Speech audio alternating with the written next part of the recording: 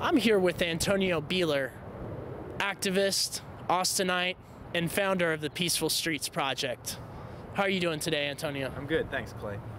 Thanks for joining me here in Austin and Duncan Park. So tell me, Antonio, who are you and what do you do? Well, I'm Antonio Buehler. I am the founder of the Peaceful Streets Project. The reason I came to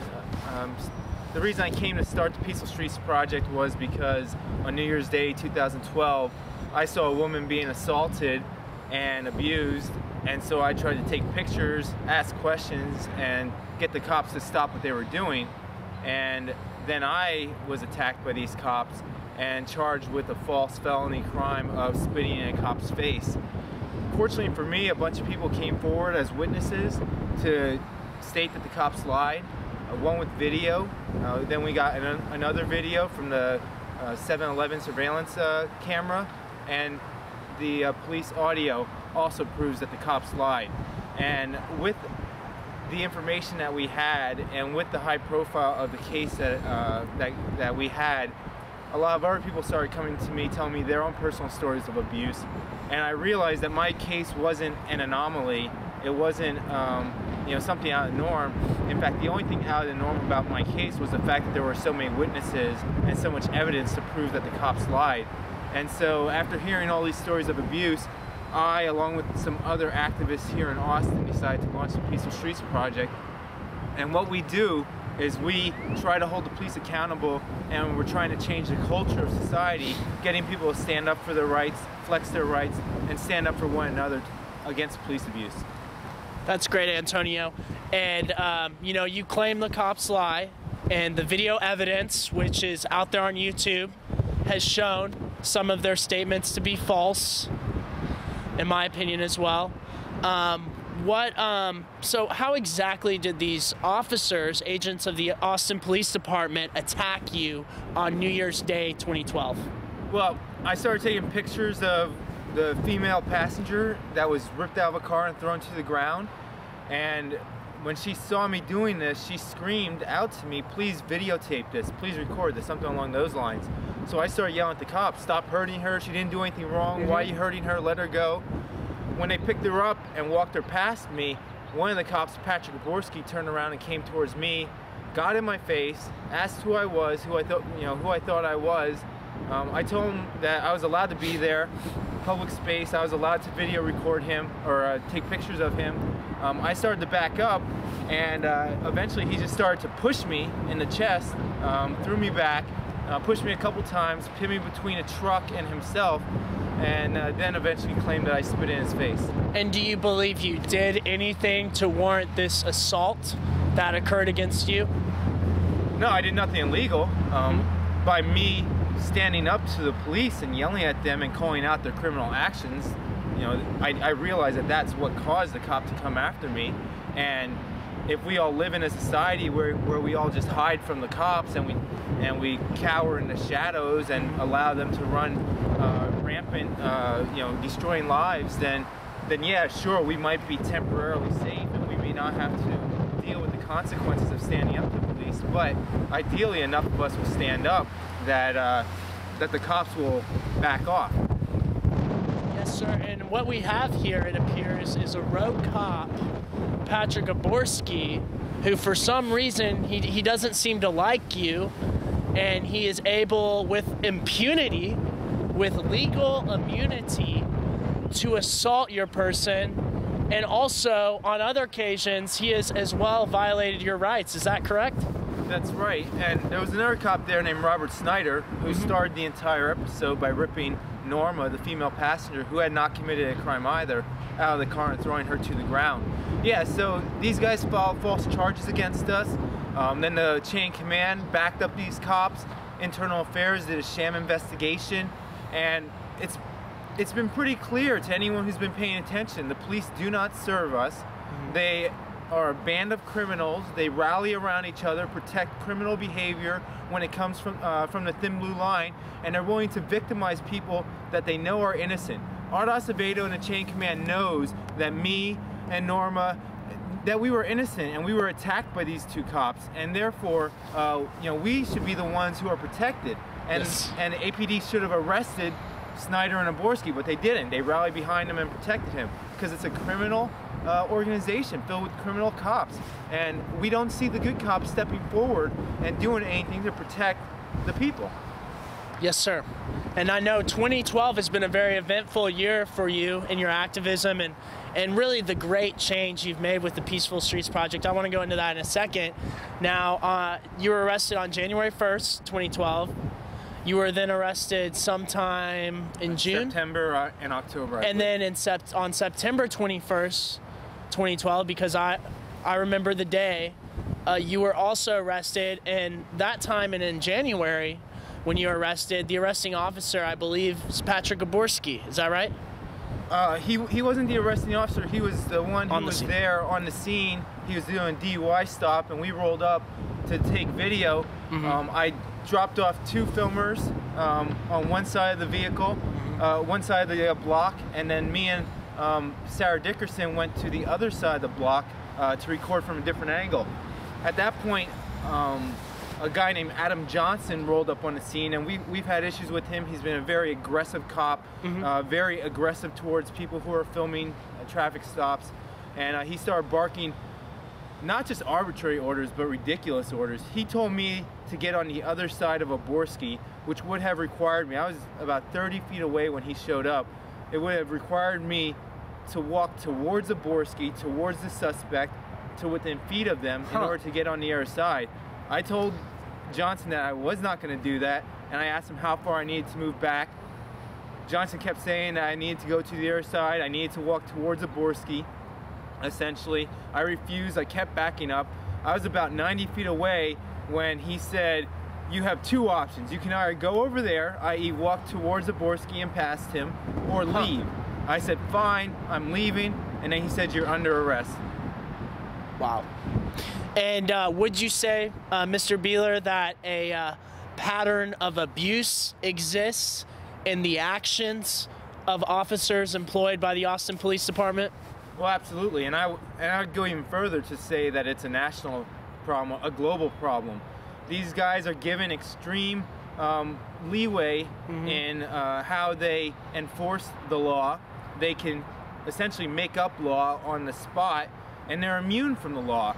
So because when they're given a badge and a gun, and they have the authority and the power to kill people because they're afraid of them, they do get away with a lot, and it goes to their head, and they abuse people. Yes, sir. So tell me, you've done quite a lot to combat this sort of abuse and shine a much-needed spotlight on really these unlawful actions that are abusing people and hurting people's lives. It's basically hurting the public. So you're doing something very positive, Antonio. Tell me, what is the Peaceful Streets Project? Peaceful Streets Project is a grassroots activist effort. We're non-political, we're non-violent, and we only engage in direct action. So we don't waste our time trying to get people elected or kick them out of office, and we're not working on legislation or policy. There's a lot of great groups out there that are doing that. We wanted to do something different. We felt like a lot of those avenues have been exhausted, and people have been trying that for years. And so what we're trying to do is we're trying to get people to stand up for themselves and their neighbors, flex their rights, and hold the police accountable. You know, the police departments and the internal affairs and the police officers unions and the politicians, they have no desire or interest in cracking down on criminal cops. But if we expose these criminal cops, if we let their neighbors know, their families know, if we embarrass them, hopefully they can get ostracized in communities, and they can be forced to leave, or they can at least be forced to amend their behavior, and maybe future cops, before they do something that's illegal or violent, they can say, wait a second, I don't want to be the next cop that the Peaceful Streets Project targets. I don't want to be embarrassed. I don't want my kids to know what kind of animal monster I am. And maybe they'll act a little bit more appropriately. And we've actually seen that. After APD arrested 5 of our volunteers in the months of, I guess, August through October, we just kept embarrassing them, and we kept coming back harder and harder. Every time they thought they would hit us and get us to quit, we came back harder. And now at least when we're around, the Austin Police Department acts professional, and they seem to act a lot more polite towards their suspects. We don't see them roughing up people. We don't see them drawing their weapons, and there's been a real change. So some people can say, well, what have you done? No laws have been changed. No cops have been arrested or fired. No, that's true, because the Thin Blue Line is a very strong fraternity. But what we have seen is we've seen an actual change in the way that these guys conduct business. Very good. And the ostracization, which you just mentioned, it's already happening, because Austin Police Department, from what I hear and from my judgment, is they're having a very difficult time recruiting new officers. Of course, they're trying to maintain this ridiculous 2 per 1,000 ratio. That's another issue, but they're now going to California, in different states like California and to New York, to recruit people to move to Austin to become officers, because frankly there's a lack of interest in Austin. Which is remarkable, because if you look at how much they make, Austin Police Department cops make more than any cops in any other part of the state. And in the nation, they're probably the best paid compared to the cost of living, because it's a cheap city here in Austin. It's a very safe city. We don't need more cops, we need less cops. It's a very safe city, so to have the exorbitant pay and benefits of these cops, the high pension, the very short careers that they have, in a very safe city, and they can't even fill the roles, that does say something. It says that people don't want to be associated with the criminal organization. Great, thank you. And just real briefly, you've kind of touched on this, so I don't want to spend too much time, but in about 30 seconds, Peaceful Streets has been around about 9 months now. About 9 months, almost there.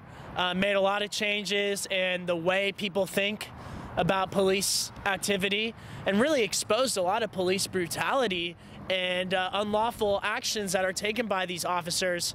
How's it going so far? Well, it's going great, and in fact today was a really good day to realize that. I was actually in court this morning for the misdemeanor arrest, the 2 follow-on arrests, and on my way down from the courthouse, from the courtroom, I was in a packed elevator, and this lady in the back goes, "Hey, aren't you the camera guy?" I said, well, yes, I am. And she's like, "Oh man, I really appreciate what you do. You know, someone needs to keep a check on these cops." And then a couple other people in the elevator said, yeah, that's great, you know, I really like it. And then this one guy says, "Man, you're my hero." You know, I was like, wow, man, that was really nice. And then I got down here to Austin Java to get some breakfast, and the lady behind the counter, she sees my shirt, and she goes, "Oh my God, I was just talking about that she goes, "Oh my God, there was a family in here talking about that organization yesterday." I was like, "Oh yeah, well hey, you know, I have a sticker, would you like one?" And she said, "Yeah, of course." So I gave her a bumper sticker, and she goes, "I'm gonna put this on my car today." So, you know, people are hearing about what we're doing, they appreciate what we're doing, they like what we're doing. Not everyone can be an activist, not everyone can get out there and film the cops, although I encourage everyone to always have their camera ready just in case. But people realize what we're doing, they appreciate what we're doing, and they don't appreciate what the police are doing. This notion of cops are heroes, or we need cops, is just not true. And people are realizing that the cops in this city cause more harm than good. Yes, and I want to personally thank you as a longtime resident and citizen here in Austin, Texas. What you're doing is very positive. We all love what you're doing, and the people of Austin, Texas support you, Antonio, in the Peaceful Streets Project. Now, you mentioned being at a court today, and just not to dwell too much on this, but to kind of, so the viewers and listeners can have a little more information on what's happening with you. What's going on right now with your proceedings at court? Well, I got arrested on January 1st, 2012. I still haven't gone to the grand jury for an indictment yet. Wow. That's supposed to happen March 5th and 6th. Every single time I tell a lawyer that, every single time a lawyer asks me, they're just shocked that it's taken so long. But hopefully the grand jury will meet on the 5th and 6th, and they'll come up with a decision. Hopefully it's a no bill, and then hopefully we can move on with the misdemeanors and get those dismissed as well. The sad fact of the matter is, most people who are railroaded by corrupt cops, they don't have the privilege of having a bunch of witnesses, video and audio evidence which proves that the cops lied. So I know I'm lucky, but the fact that they've had me going through the ringer now for over a year, almost 14 months, is a really sad indictment on the justice system. And so I'm very fortunate. It hasn't yet been decided. I haven't yet been cleared, but I feel good about it. And what do you expect to happen with these proceedings? Well, I don't expect anything anymore because I've heard so many stories of innocent people going to prison. But I would like to see a no bill. I would like to see the criminal cops get arrested and tried. Chances of that are extraordinarily slim. And I'd like to see more people start coming out and resisting the aggression of the police.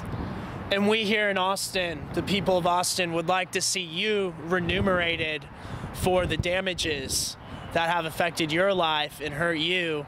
And we want to see you paid back in a way that's fair and that shows that Austin can actually have a peaceful community where we don't have cops abusing our proud citizens. Yeah, and hopefully, you know, Norma Pisana was a victim that day. She was the one that was ripped out of the car. She had committed no crime, and she was abused by the cops. So hopefully she does as well. And hopefully it doesn't cost the taxpayers anything, because hopefully the people will be so up in arms that the city council will say, you know what, even though we had to pay this money out because of these criminal cops, let's not punish the taxpayers for it. Let's go ahead and strike this amount, offset this amount from the budget of the Austin Police Department, and Great. they can figure out how to cut costs. Maybe they can fire a couple cops. And I think we know a couple that are primed for a firing. We know more than a couple, yeah. All right, well, just to wrap things up here, what can we do?